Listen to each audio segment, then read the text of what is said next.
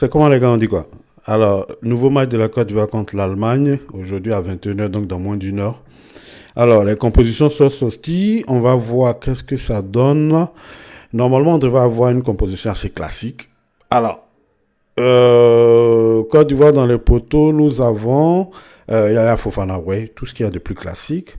Ensuite, à gauche, Jocelyn Konan, qui tient son poste. De toute façon, il n'y a pas de concurrence.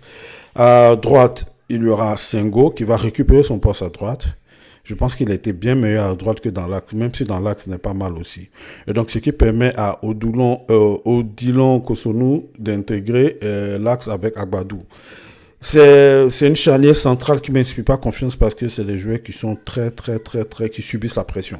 En espérant que ils soient protégés justement par notre milieu qui est composé de Franck Kessié, l'expérience, le capitaine. Il va jouer son rôle ici. Je pense qu'il va faire un très gros match. Il sera accompagné de Sangaré qui, lui, dans son rôle il pourra insuffler un impact physique assez intéressant.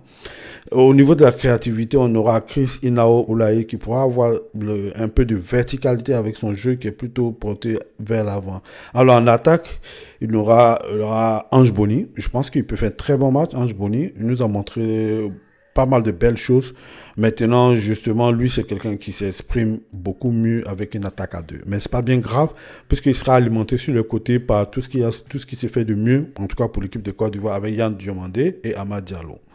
Donc voilà, composition officielle sortie. Quels sont vos pronostics pour ce match? Est-ce que vous pensez que on a de quoi pouvoir faire face à la Mannschaft?